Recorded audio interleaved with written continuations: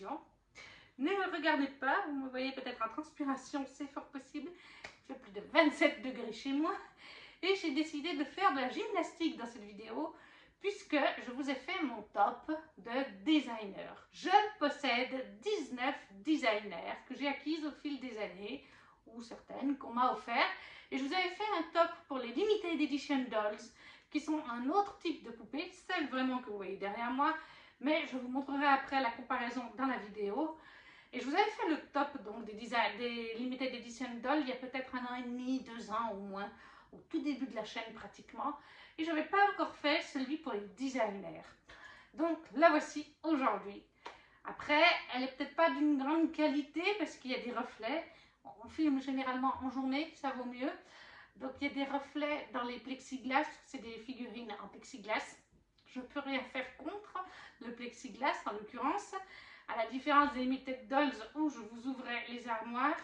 Et comme elles sont toutes en haut des étagères, j'ai vraiment dû monter sur une chaise, sur un canapé, limite sur la table, pour pouvoir vous les filmer. Donc c'est possible que ce soit un petit peu, des fois, que ça bouge un petit peu, en plus avec la chaleur. Mais voilà, vous aurez un petit top de mes 19 designers qui viennent de différentes gammes. Je vous les présente aussi lors de la vidéo. Là, je vous fais l'introduction, mais j'ai déjà filmé en fait tous mes petits bouts de roche. Il y en a au moins une vingtaine côte à côte. Donc, je sais déjà comment la vidéo se goupille. Je vous les présenterai de toute façon petit à petit, individuellement, comme j'ai commencé très gentiment à le faire avec les LE. Hein, en LE, je vous ai fait une vidéo par exemple de celle de La Belle au Bois dormant, qui sont par ici. Je vous les avais présentées. Toutes celles sorties aussi que je ne possède pas, la méchante et tout ça. Donc je vous ferai pareil, les designers, il y aura aussi des vidéos sur mes designers où j'essaierai de faire des gros plans et où au moins ce sera moins, ça bougera moins, ce sera peut-être moins tremblant parce que là je suis à bout de bras au sommet de mes armoires et en plus avec mon épaule et ma plaque de métal, être comme ça pour vous filmer mes vidéos, ça fait forcément trembler. Et puis vous ne voyez pas forcément les détails comme je vous ai dit à cause de la réverbération, enfin du reflet des vitres qui sont là, mais au moins dans les vidéos de présentation des poupées en elles-mêmes, j'enlève les plexis, je fais vraiment des zooms sur les détails et là vous les verrez mieux. Donc ça viendra petit à petit sur la chaîne. C'est vraiment juste que vous ayez une vue globale des designers que je possède et un petit classement approximatif de l'ordre de préférence, même si comme je vous dis, et vous le verrez plusieurs fois dans la vidéo, ceci est une préférence, mais je les apprécie toutes. Si je les ai, c'est qu'elles étaient dans ma wishlist pour qu'on me les offre pour certaines d'entre elles et pour que je me les achète, surtout certaines qui sont pas mal données vu que c'était d'anciens modèles qui étaient sortis avant que je commence à collectionner. Donc je vous laisse avec cette présentation, avec ce top 19 de Designers Doll limité Disney. Donc, on se retrouve devant mes vitrines principales, même s'il y en a aussi de l'autre côté. Alors, comme je vous ai dit dans la petite introduction, ça, ce sont les Limited Edition Dolls, comme on les appelle. Et en fait, en haut, ce sont les Designer Dolls, mais elles sont issues de plusieurs gammes, séries. Vous voyez la différence de taille entre les deux. Les grandes, elles font plus de 40 cm, je ne sais plus si c'est 42 ou 47, même s'il y a des variantes selon les modèles. On voit tout de suite, même si elles sont au plafond, que celles du haut sont plus petites. Elles sont sorties dans différentes gammes.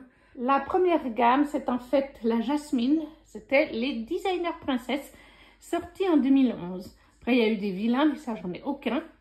Designer vilain. Et beaucoup de celles qui sont ici, c'est pour ça que je les ai regroupées, ce sont des Fairy Tales qui sont sorties entre 2013 et 2015 par plusieurs vagues. Il y a certaines qui sont exclusives à la D23. Je vous les montrerai de plus près, bien sûr, lors du classement. Il y a eu aussi la gamme, j'en ai quelques-uns, mais pas tous, de Designer Héros contre Méchants, qui était en 2015 et 2016, que vous avez par là. Il y a eu aussi, dans celles que je possède, hein, je vous parle des gammes que je possède, hein, les Designers Première Collection. Ces deux-là en font partie, c'était en 2018. Le but pour celle-ci, c'était qu'elle soit habillée à la mode, style vestimentaire à la mode de l'année de la sortie du film. Donc voilà, ça ne représente pas forcément la tenue du film, mais la mode à l'année de sortie du film. Et ensuite là, vous avez une Ultimate Princess Celebration, qui elle est de 2021-2022, qui fait partie de la dernière génération sortie, même si là, ils viennent d'annoncer une nouvelle série pour cette année. Commençons donc avec la 19e place. Nous avons Anna et Christophe Fairy Tales. Je les aime bien, hein. De toute façon, si je possède ces Fairy Tales, ces designers de manière générale, c'est que je les aime bien.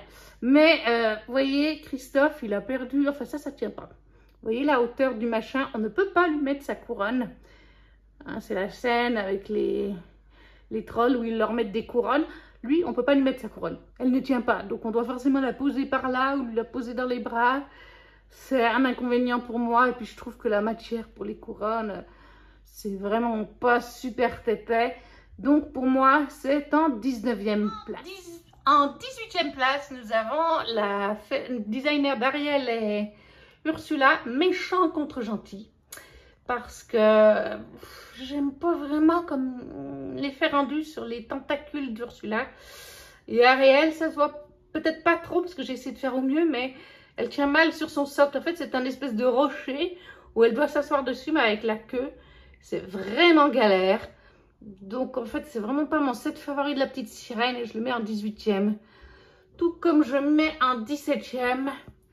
Toujours dans la gamme héros contre méchants, réponse et Mergotel, parce que, enfin, Mergotel, les cheveux sont bien représentés, mais je sais pas, j'aime bien réponse, elle est très mignonne, la robe est très mignonne, les petites tinsel, je crois qu'on dit comme ça dans les cheveux, c'est très joli, mais alors c'est galère à ranger. Quand vous ouvrez la boîte, vous avez des cheveux partout, c'est dur à remettre, et Mergotel, c'est un personnage que j'aime moins, donc c'est à cause de ça que je le mets en fait en 17e position. En 16e position, on reste donc avec les héros contre méchants et on a Lady Tremaine avec Cendrillon dans la scène où elle a sa robe qui est abîmée par ses belles sœurs, ses fausses sœurs. Hein. Et Lady Tremaine, elle est en train de tenir le collier juste avant qu'il se casse. Et en 15e, nous avons Belle et Gaston. J'adore Belle, la tenue est très jolie avec le petit livre, c'est vraiment tout mignon. Mais Gaston, comme vous voyez, eh ben, on ne voit rien du tout. C'est-à-dire que j'ai beau tourner dans tous les sens, Gaston, vous ne le voyez pas. Et même quand c'est à hauteur de bras et tout ce que vous voulez, c'est ça que je trouve des fois dommage. Selon la pose et le placement des socles, on voit mal les figurines à l'arrière. En 14e position, nous avons cette Aurore, que j'ai d'ailleurs reçue en cadeau de Oslem. Si tu passes par là, Oslem, je te remercie. Qui fait donc partie de la collection des Ultimate Princess Designer, qui est la dernière gamme sortie à ce jour. Et ensuite, en 13e position, nous avons la Ariel, que j'ai aussi reçue en cadeau dans un swap, qui elle fait partie de la gamme des Princess Fashion, dont je vous ai parlé un petit peu avant, qui sont habillées selon comment vis-à-vis de l'année de sortie de leur dessin animé. Je les aime beaucoup. Je les mets en dessous du classement, ces princesses-là. Non pas parce que je ne les aime pas, je les trouve très jolies. Mais c'est vrai que ça n'a rien à voir avec le dessin animé. Encore que celle-là, oui, il y a les couleurs de la robe. À un moment donné, dans le dessin animé, là, vraiment, c'est des couleurs. Mais les fashion, c'est vrai que c'est... Alors, ça reste parfois les tons comme pour Jasmine, issus du dessin animé, mais elle ne porte pas du tout ça dans le dessin animé. C'est pour ça qu'elles sont un peu plus bas dans le classement. Et donc, on a ensuite Jasmine qui est... Donc, si je ne me trompe pas, en 12. Elle est aussi très jolie, 12e place. Je vous dis de toute façon, si je les ai, c'est que c'est toutes qu'elles étaient sur ma wishlist et que je les appréciais. Voilà, on en est donc à la 12e place. Vous voyez à côté un petit peu les boîtes qui sont aussi très jolies. Je ne vous avais pas encore montré. J'essaye de les exposer parce que je trouve que le travail des boîtes est tout aussi sympathique. En 11e position, nous avons un set de Fairy Tail qui est Pocahontas et John Smith. Je les aime bien, mais je trouve les petits froufrous sur Pocahontas, alors c'est très réaliste, hein, mais c'est pas ce que je préfère. Et puis il faut bien faire un classement, donc je les mets à la 11e place. Et à la 10e, on a ceux qui sont juste à côté, Aurore et Philippe de La Belle au Bois dormant, que je trouve très mignon, mais C'est pas mes préférés. Il y a un travail mieux fait sur d'autres poupées que je vous montre tout de suite. Donc ça, c'était pour la 10e place, Aurore et Philippe. En 9e position, on a cette très jolie Jasmine que vous pouvez voir là, qui est la toute première gamme sortie, Designer Princesse, tout simplement. Ça, je les aimais beaucoup. Enfin, cette Jasmine, je l'aimais beaucoup. Je trouvais que sa tenue était assez ressemblante. J'adorais les petits détails sur sa tenue. Maintenant, les autres princesses ne me plaisaient pas trop. C'est pour ça qu'elles n'y sont pas, que je ne les ai pas dans ma collection. En 8e place, nous avons Anna et Elsa, ici présents, de la série héros contre méchants. C'est la même chose ici, qui est à la place d'après. C'est aussi de la gamme héros contre méchants, mais c'est une spéciale D23. Elle n'a été vendue, toutes les autres étaient donc vendues sur Shop Disney Store. Celle-ci s'est vendue exclusivement lors de l'événement D23, qui a lieu tous les 2 ans, je crois, aux USA. Donc c'est une exclusivité, donc forcément à la revente, ça vaut un certain prix. Et ça, c'est donc la D23 pour la 7e place. Ensuite, je vous montre encore une fois un petit peu les boîtes qui sont par ici. Vous en avez aussi par là. J'ai essayé de les mettre pour que ça fasse joli.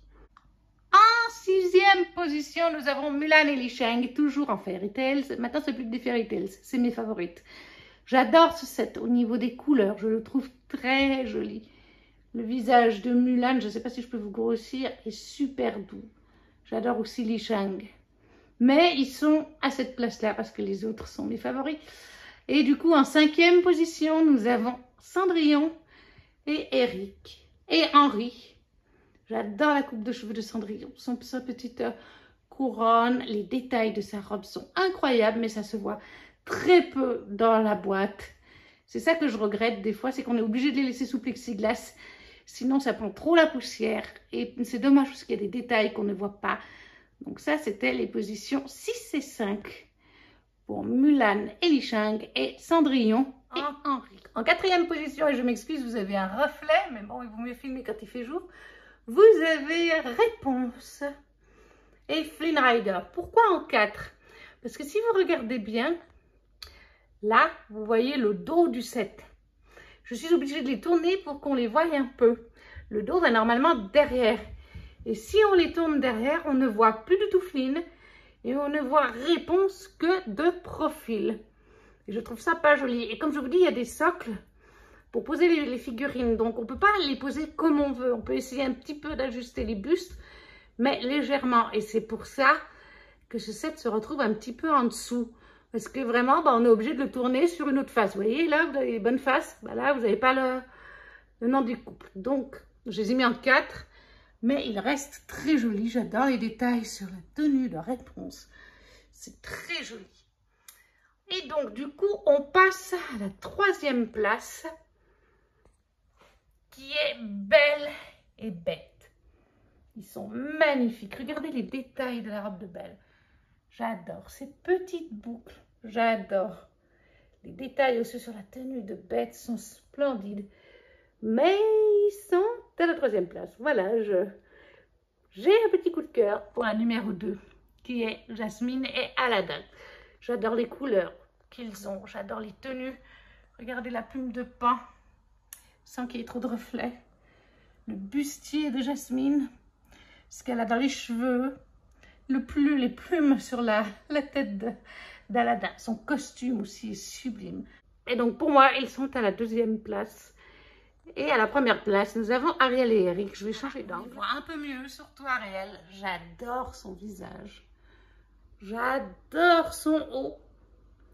J'adore, il y a un motif sur sa robe en bleu clair. Et j'adore aussi Eric, la pose qu'ils ont. On les voit bien, tous les deux. Comme pour Jasmine et Aladdin d'ailleurs. Ce qui n'est donc pas le cas pour Réponse et Flynn par exemple. C'est pour ça, c'est pour toutes ces raisons. Et puis c'est mon dessin animé préféré avec La Belle et la Bête. Voilà pourquoi ils sont à la 1re place. Et au final, mes 4 favorites sont au même endroit, ici. Et voilà, la vidéo est à présent terminée. J'espère qu'elle ne sera pas trop chaotique au montage. Je verrai bien ça. Comme je vous ai dit, hein, c'est vraiment pour vous faire un petit top. Mais n'hésitez pas à me laisser un commentaire en me disant si vous en possédez certaines ou d'autres, parce qu'il y en a beaucoup d'autres. Je vous ai montré vraiment celles que je possède. Encore une fois, lorsque je ferai la vidéo de présentation de la poupée ou des poupées, je ne sais pas encore comment je ferai, par gamme peut-être, je vous dirai les autres modèles qui existent que je n'ai pas forcément. Je pense notamment, il y a des gammes spéciales vilains que je ne possède pas. Il y a aussi les gammes mascarades où j'en possède pas une parce qu'à un moment donné, ils en ont sorti tellement, je vous dis, il y avait les mascarades, il y avait les vilains. Qu'est-ce qu'il y a eu encore? Bah, les Ultimate Princess, j'en ai qu'une. Il y a la gamme qui est reliée là au fait qu'elle soit habillée comme l'année de la sortie de leur dessin animé. Toutes ces gammes-là, au bout d'un moment, c'est ce qu'on disait entre collectionneurs, on a déjà les formats issus du classique, vraiment, la robe de bal, tout ça. On a après le méchant contre le gentil. Et après, ils ont encore fait d'autres choses. Ils avaient commencé avec l'animal de compagnie, par exemple, il me semble. Un truc dans le genre. Ils en ont fait tellement qu'on ne peut pas tout prendre. Donc c'est pour ça que je vous les présenterai par gamme, petit à petit, au fil des années. Mais n'hésitez pas à me dire en attendant si vous en pensez une ou plusieurs.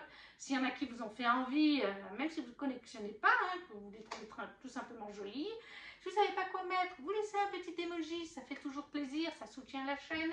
Et nous, on se retrouve très vite pour une prochaine vidéo. Ciao, ciao!